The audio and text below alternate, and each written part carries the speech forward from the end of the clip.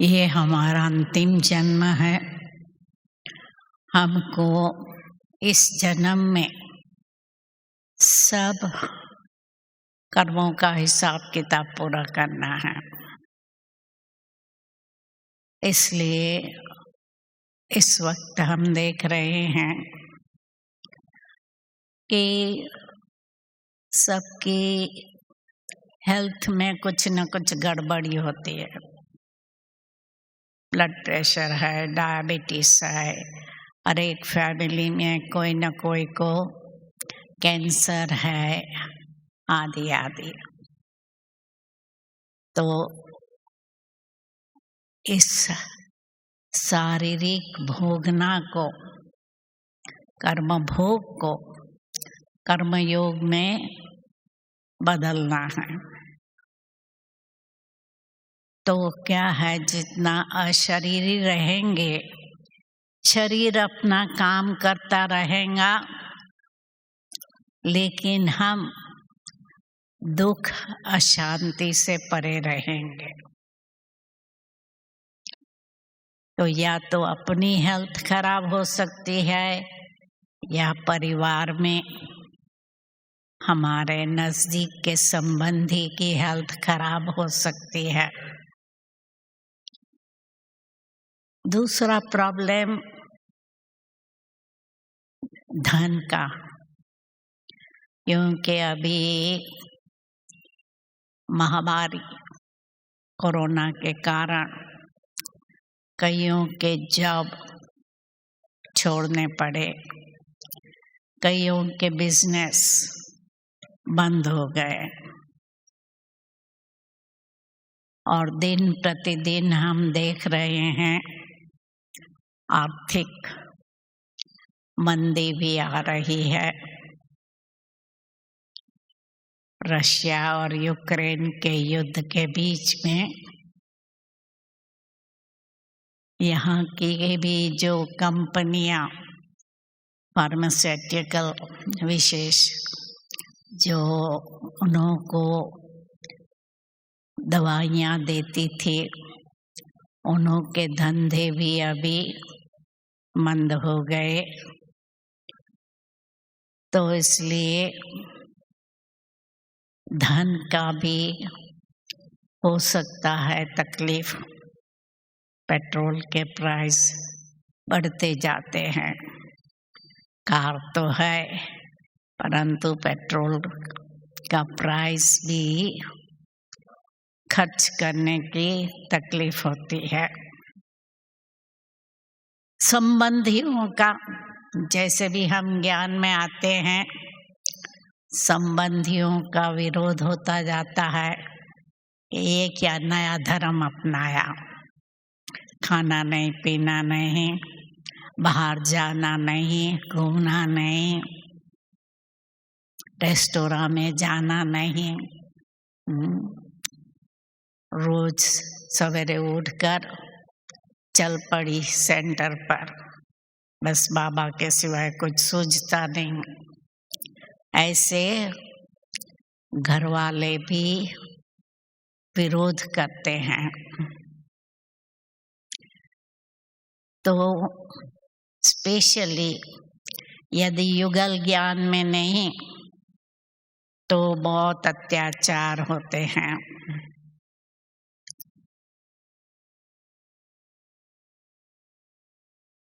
और मन की अशांति हो जाती है, टेंशन हो जाता है।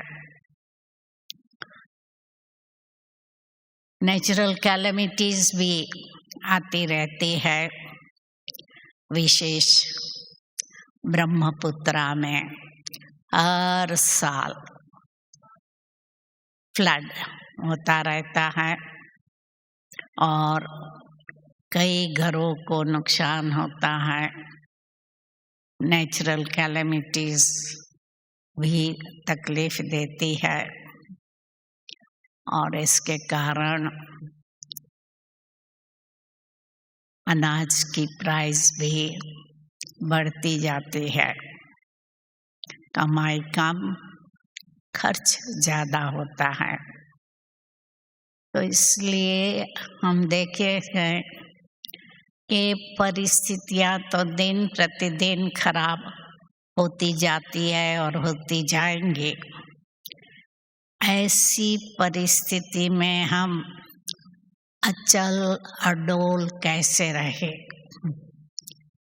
तो इसके लिए ये हमको याद रखना है, हमने बाप का हाथ पकड़ा है, हम बाप की छत्र छाया में रहने वाले हैं। तो जो बाबा की छत्र छाया में रहते हैं वो सदा सेफ रहते हैं। छत्र छाया से निकलते हैं तो नेचुरली है भय रहता है, और जितना बाबा की याद के किले में रहते हैं सेफ रहते हैं। हलचल होती है पर हम अचल रहेंगे, घबराएंगे नहीं। जितनी हमारी बाप से लगन है तो लगन से निर्विघ्न बनने की शक्ति मिलती है। तो आज भी बाबा कहते हैं मेरा बाबा, मीठा बाबा, प्यारा बाबा, वाह बाबा, वाह मेरा भाग्य। ये गीत हमें गाते रहना है। तो ये महामंत्र है मेरा बाबा।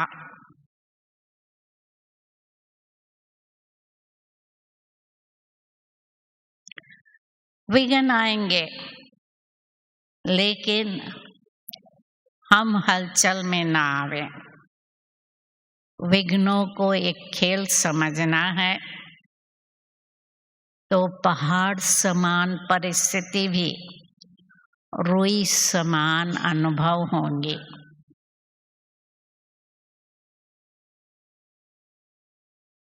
बाबा ने हमें त्रिकालदर्शी बनाया है, नॉलेजफुल बनाया है, पहले से ही हमको सावधान किया है कि अंत में क्या होगा। Natural calamities, civil war, atomic war, पांचों खंड में एक ही साथ ऐसी हलचल होंगी।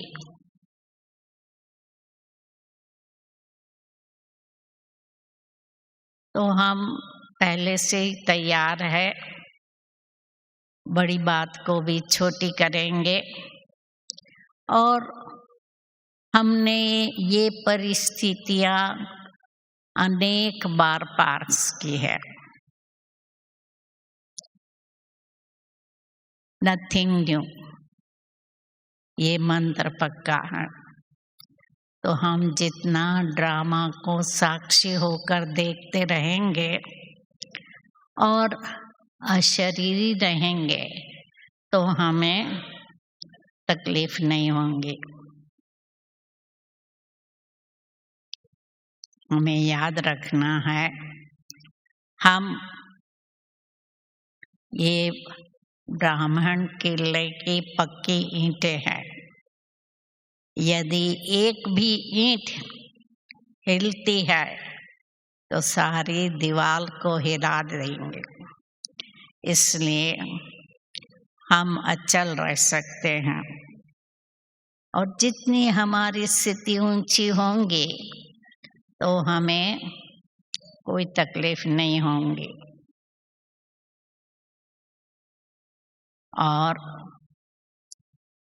मेनली बाबा की याद में जितना रहेंगे हमें शक्ति मिलती रहेंगी। हमें अंतर्मुखी रहना है, आत्मा अभिमानी रहना है और मास्टर सर्वशक्तिवान बनना है।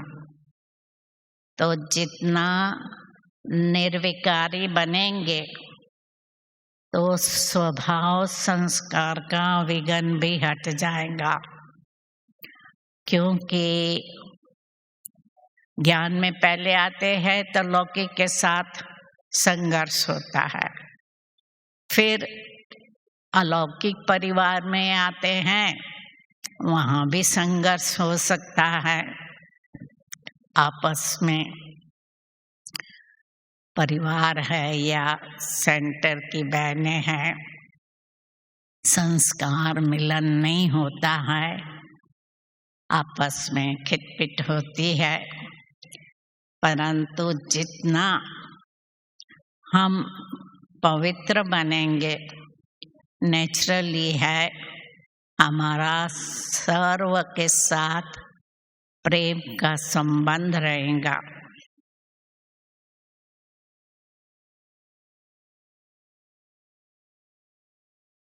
तो कर्मों की गति समझने से कर्म भोग को हम कर्म योग में बदल कर देंगे और तन की बीमारी में अशरीरी और उपराम रहेंगे। संबंधी परिवार मित्रों की नेगेटिविटी टीका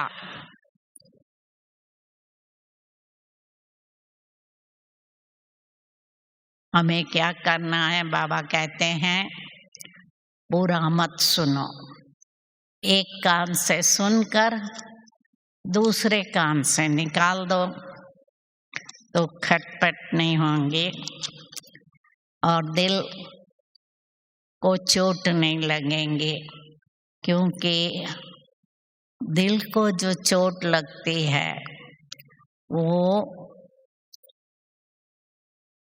हड्डियों टूटने से भी ज्यादा तकलीफ करती है। इसलिए बाबा कहते हैं hear no evil, see no evil, think no evil, talk no evil, ये पक्का रखना है। फिर प्रेशर होता है जॉब में और फैमिली में। क्या है कि आजकल ऐसा है, कई शहरों में देशों में काम करो तो 10-12 घंटा करो, नहीं तो काम ही नहीं है। तो काम नहीं है तो भी चिंता है, जॉब है तो भी प्रेशर है। और परिवार में भी आजकल सब मांग करते रहते हैं। बच्चे हैं, अपने फ्रेंड्स की कोई अच्छी साइकिल देखते हैं, अच्छा खिलौना देखते हैं तो कहेंगे हमको ऐसे ही चाहिए। घरवाली भी कहेंगे हमको ऐसे अच्छे कपड़े चाहिए, ऐसे अच्छे आभूषण चाहिए। तो चाहिए कि बीमारी तो सबको लगी पड़ी है, अभी तक भी मांग रहती है।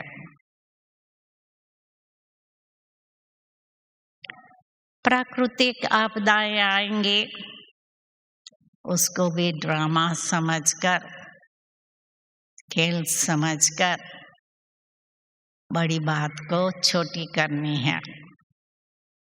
और बाबा ने कहा है कुछ भी होगा दाल रोटी मिल जाएंगे। ब्राह्मणों को भूखे मरने का समय नहीं आएगा। अकाल मृत्यु होती है परिवार में, माँ बाप जिंदे हैं, बच्चे मर जाते हैं, तो जितना नष्टो मोहा होंगे तो आत्मा तो अजर अमर है, मालूम है। हिसाब किताब पूरा हुआ जाके दूसरा जन्म लेंगे। तो इसलिए बाबा कहते हैं नष्टो मोहा जरूर बनो।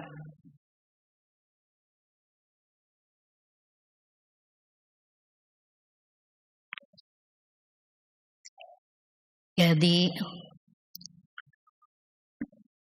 जॉब छूट गया या धंधा में मंदी आ गई, तो यही समझना है कि बाबा ने हमें अविनाशी धन दिया है, क्यों हम चिंता करें। और बाबा ने प्रॉमिस दिया है दाल रोटी मिल जाएंगे।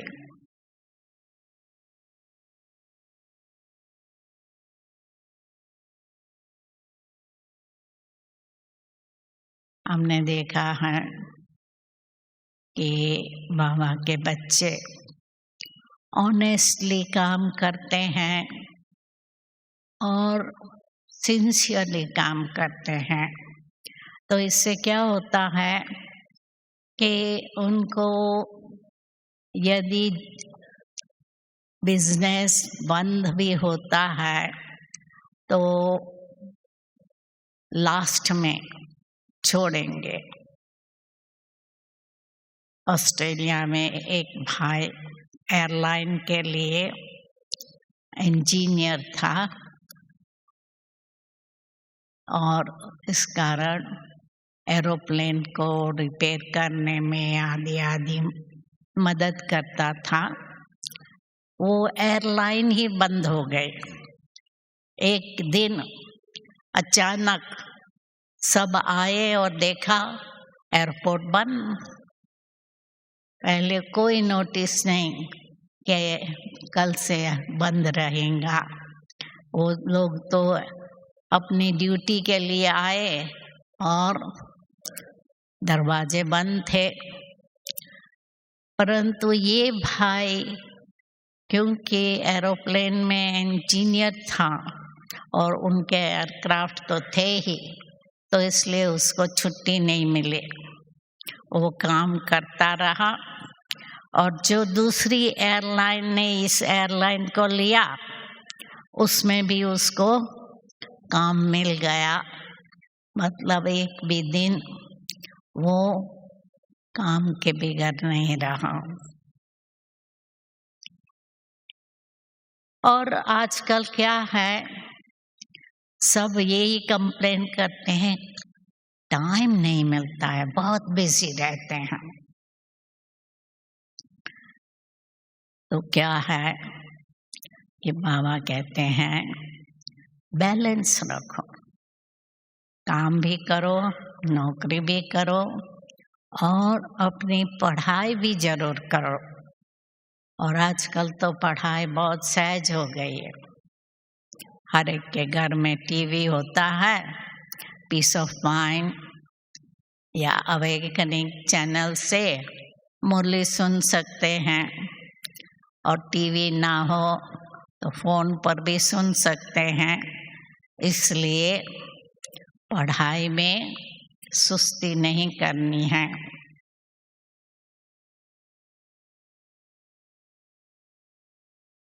और कभी कभी सेवा का भी प्रेशर होता है।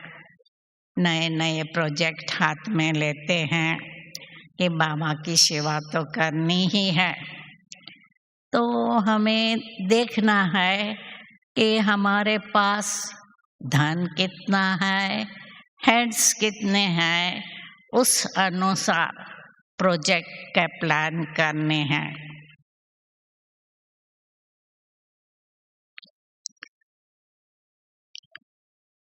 तो हमें ज्ञानी तो आत्मा बन के रहना है और नक्की करना है कि कौन सा कार्य है वो ज़्यादा इम्पोर्टेंट है। तो उसमें जितना हमारे पास समय है, शक्ति है, धन है, उस अनुसार हमें प्रोजेक्ट करने हैं। तो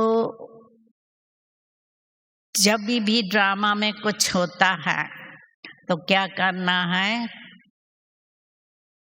पास्ट अच्छा था, प्रेजेंट अच्छा है और फ्यूचर और भी अच्छा होगा। ये ड्रामा पर हमें अडोल रहना है। तो हमारी स्थिति इतनी ऊंची हो जो परिस्थिति हमें हिला ना सके। हमें ज्ञानी और योगी बनना है। अमृत वेला पावरफुल हो। और आजकल बाबा तो बहुत ध्यान खिंचवाते हैं, आत्म अभिमानी रहना है। और आज भी बाबा ने बताया बच्चू बादशाह काम और पीरू वजीर क्रोध, इन दोनों को जरूर जीतना है। तो जितना हम बाबा की याद में मगन हो जाएंगे इतनी हमें शक्ति मिलेंगी। और जैसे भी फ्री हो एकांत में बाबा की याद में रहना है। और नष्टो मोहा शरीर और शरीर के संबंधियों से नष्ट मोह होना है। एक नामी बनना है, एक का ही नाम लेना है। और इकोनॉमी, संकल्प बोल कर्मों की इकोनॉमी हो। और ब्रह्मचारी और ब्रह्माचारी, ब्रह्मा को फॉलो करना है और ब्रह्मचर्य में रहना है। सर्व विकारों को छोड़ना है। और योग के लिए पुरानी दुनिया से वैराग्य हो।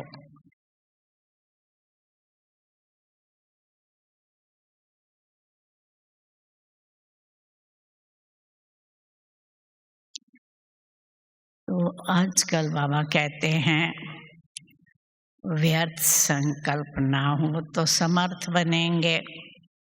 इसलिए अपने संकल्प बोल और कर्म पर ध्यान रखना है कि कोई भी व्यर्थ न जाए।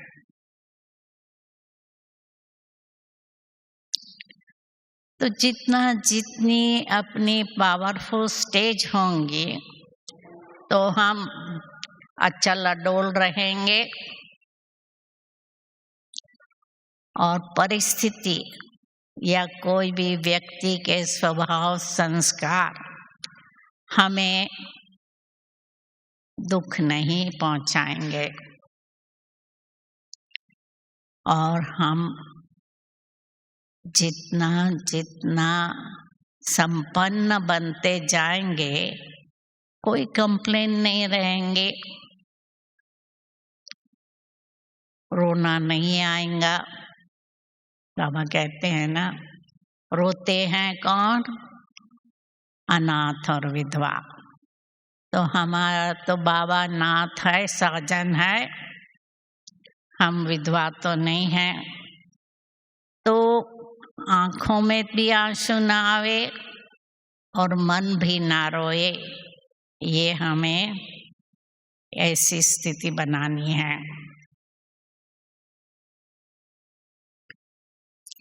तो हम जितनी पावरफुल स्थिति में होंगे तो हमारे आसपास का वातावरण इतना शांतिमय सुखमय होगा। क्योंकि कई बार ब्राह्मण नौकरी करते हैं तो उसके साथ ही ये कहते हैं कि आपके आने से यहाँ तो शांति है, सुख है। आपका चेहरा खुशी का देखकर हमें भी खुशी होती है। तो यही बाबा ने आजकल कहा है कि खुश रहो, औरों को भी खुशी में लाओ। ऐसी हमारी स्थिति हो कि उन्हों के ऊपर भी ये हम असर डाल सके।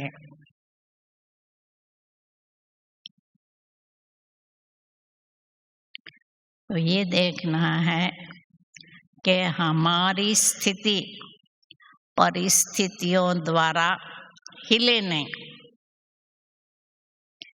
तो जितना जितना हम अमृत वेला, शाम का योग, ट्रैफिक कंट्रोल फॉलो करेंगे तो हमारी स्थिति ऊंची रहेंगी। और जितनी हमारी स्थिति ऊंची होंगी तो हम औरों को भी शक्ति दे सकेंगे।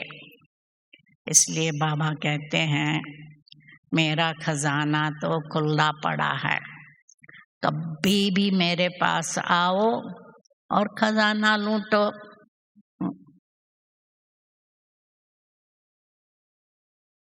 और जितना जमा होगा उतना हम औरों को दे सकेंगे।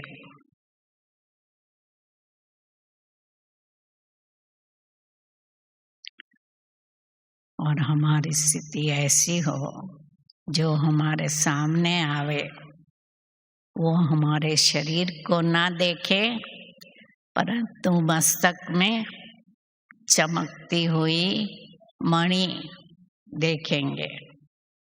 हमारे नयनों में रूहानियत की शक्ति और प्यार, और अंत में मनसा सेवा ही होंगी। जो भी दुखी अशांत लोग हैं हमारे पास आएंगे और हमारे वाइब्रेशन से उनको सुख शांति मिलेंगी और हमारा योग उनको शरीर का भान भुला देगा।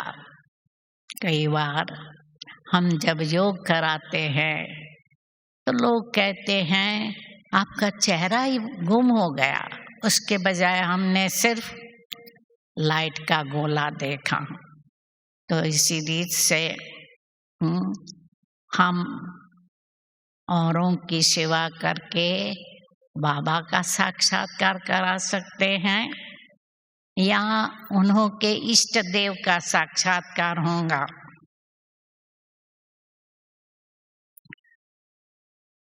हम कई लोगों के साथ संपर्क में आते हैं, परिवार में हैं, परिवार के साथ, और सेंटर पर भी 2-4 महीने हैं और संपर्क वाला सेंटर है।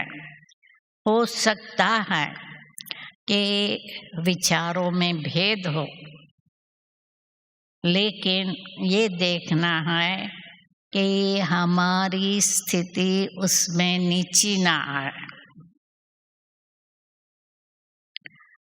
मुझे याद है दादी प्रकाशमणि और दादी जानकी जब थे तो दादी जानकी का विचार था कि पुणे का एक पुराना भाई जिसने विदेश सेवा में भी बहुत मदद की थी, वो बूढ़ा था, अकेला था, उसकी युगल ने शरीर छोड़ दिया था। तो दादी जानकी ने रिक्वेस्ट किया दादी जी को कि इस भाई को यहाँ रखे। तो दादी जी ने साफ ना कह दी कि हमको यहाँ बूढ़ा घर नहीं बनाना है, इसलिए हम नहीं छुट्टी देते। तो दादी जानकी ने कहा कि दादी जी तो हेड है, दादी जी जो कहे वो ठीक है, हमको तो फॉलो करना है। तो उसी समय तो दादी शांत हो गए, परंतु फिर थोड़े दिन के बाद जब देखा दादी जी का मूड जरा खुश है तो फिर रिक्वेस्ट किया तो दादी जी ने कहा अच्छा ठीक है, थोड़े समय के लिए भर लावे, परमानेंट नहीं रखेंगे।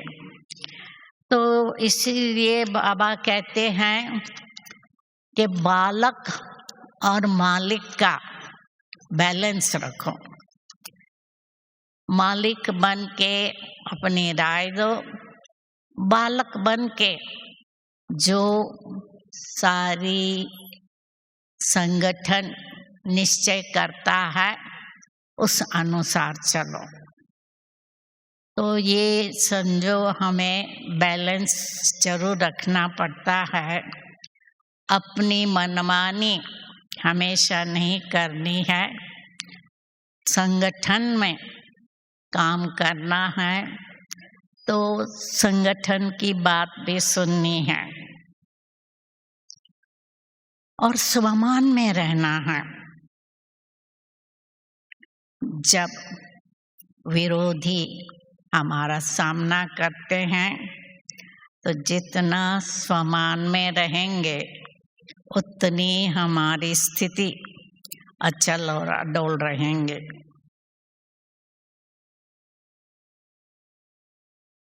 और स्वमान बढ़ाने के लिए हमें अपने आप को बाबा की दृष्टि से देखना है। बाबा हमारी प्रेजेंट स्टेज नहीं देखते। बाबा जब भी पर्सनली भी अव्यक्त बाप दादा मिलते थे, उन्हों की दृष्टि में हमारा भविष्य याद रहता था कि भविष्य में हम क्या बनेंगे।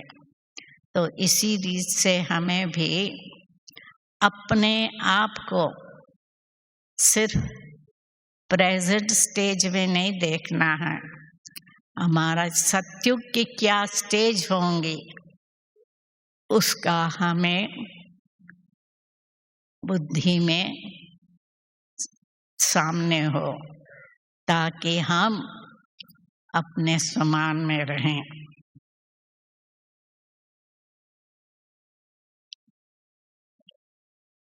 तो हमारे साथ जो स्टूडेंट है, साथी है, हाँ, उनकी भी स्टेज कभी कभी नीचे आ जाती है और कई तो है अपनी कमियां वर्णन नहीं करते हैं या क्यों थोड़ा डिप्रेस्ड हो गए हैं बताते नहीं हैं। वो थोड़ा शर्मिंदा होते हैं या ऑनेस्ट नहीं होते हैं। तो हमें भी क्या करना होता है कि उसका चेहरा तो उसकी स्टेज बता देता है, हमें खुद उनको स्वमान देकर और उनको स्मृति दिला के कौन हो, तो क्या है कि उनकी स्टेज को हम ऊंचे उठा सकते हैं। उनको जितना हम पॉजिटिव दृष्टि से देखेंगे तो उनको हम उमंग उल्लास में ला सकेंगे।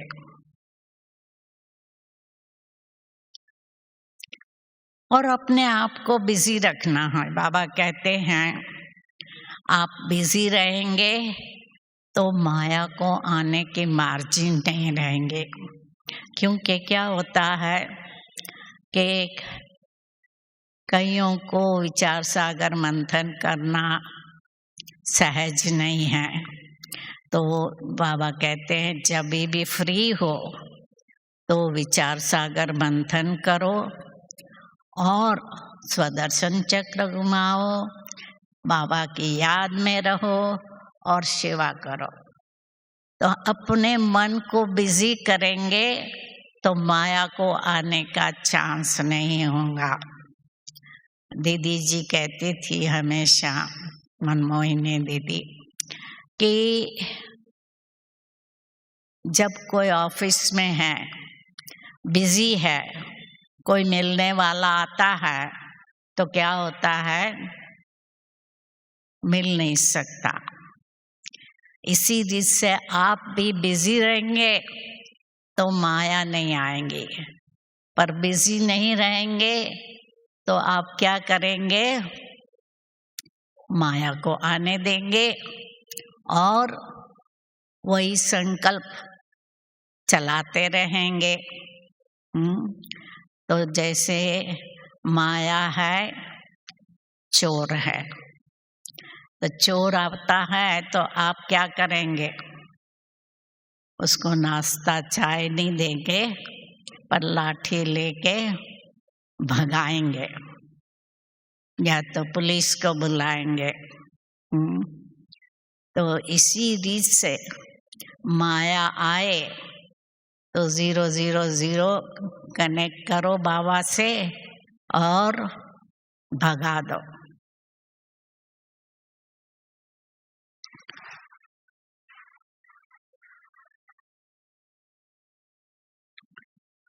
और हमारा फाइनल पेपर क्या होगा?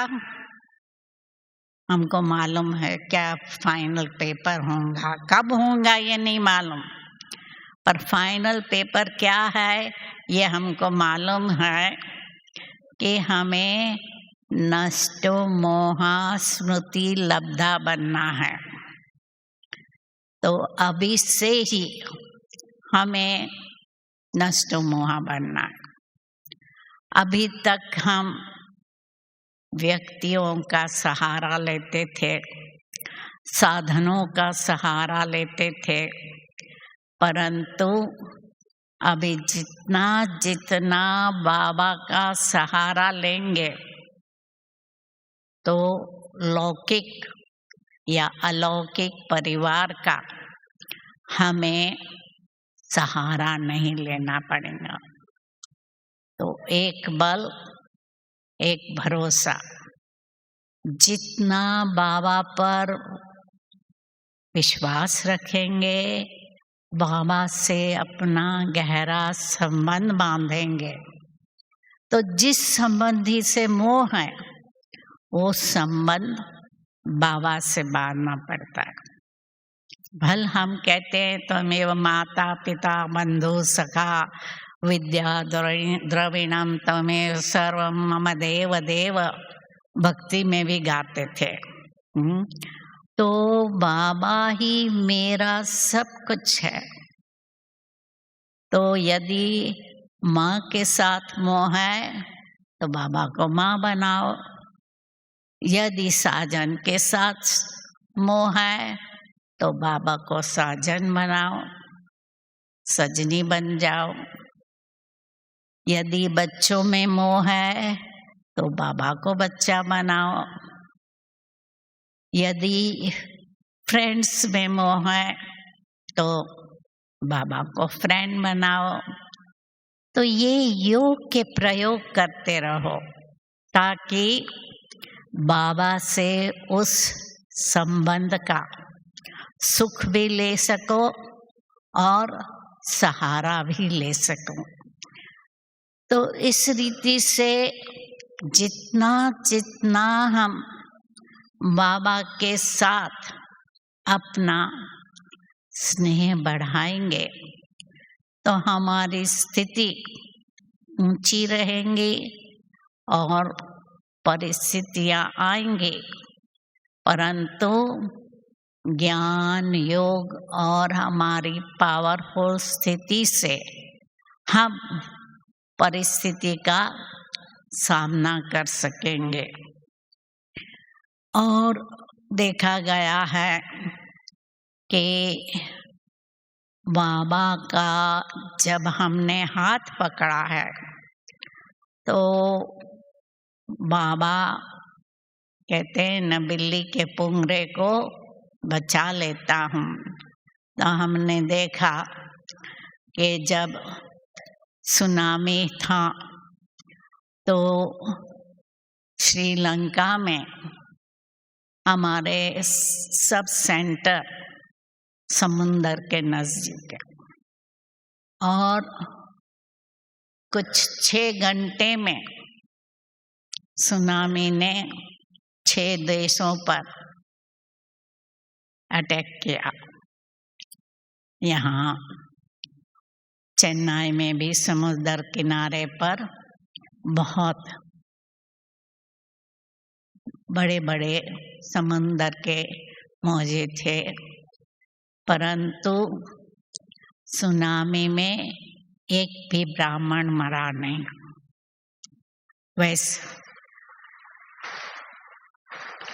वैसे 2 लाख के करीब आदमी मर गए, परंतु ब्राह्मणों का विशेष नुकसान नहीं हुआ। श्रीलंका में एक ब्राह्मण का घर खत्म हुआ तो गवर्नमेंट ने जमीन दी और उस जमीन में उसने म्यूजियम बनाया वहाँ के सेंटर ने, और अभी उसमें बहुत सेवा हो रही है म्यूजियम में। और वहाँ बुद्धिस्ट का भी मेला लगता है उसी शहर में, तो बुद्धिस्ट लोग भी आते हैं और हर धर्म वाले लोगों की सेवा होती है। उसके अलावा एक दूसरा भी एग्जाम्पल है कि बाबा को याद करने से और बाबा की याद में रहने से कैसे बाबा के बच्चे सेफ रहते हैं। तो श्रीलंका में जो मेन सेंटर है वो बस स्टॉप से अंदर गली में जाना होता है, और सवेरे सवेरे वहाँ 5:30 बजे योग चलता है, तो अंधेरा होता है। अभी एक बहन सवेरे सवेरे आती थी, अकेली थी, उसने देखा कि कोई आदमी है, जरा दृष्टि वृत्ति अच्छी नहीं लगती है, तो उसने क्या कहा, बाबा तू मेरा साथी है, मेरा साथी है, बाबा मेरा साथी है, ऐसे मन में बोलती रही। तो वो चली गई। पीछे दूसरी कोई लौकिक माता आई, उस पर इसने हमला किया, अत्याचार किया। तो दिन में रेडियो पर अनाउंस हुआ कि इस समय ये गली में जो कोई व्यक्ति हो जिसने ऐसे कोई शंकास्पद व्यक्ति को देखा हो तो आवे और पहचाने। तो वो बहन हमारी पुलिस स्टेशन पर गई तो देखा वही आदमी था जो सवेरे गली में मिला था। तो उसने पूछा कि मैं तो 5 मिनट पहले निकल गई, आपने मुझे कुछ नहीं किया और उस माता को क्यों किया? तो कहता है कि तुम्हारे साथ तो कोई बहुत मजबूत आदमी था, मैं कैसे हमला कर सकता था।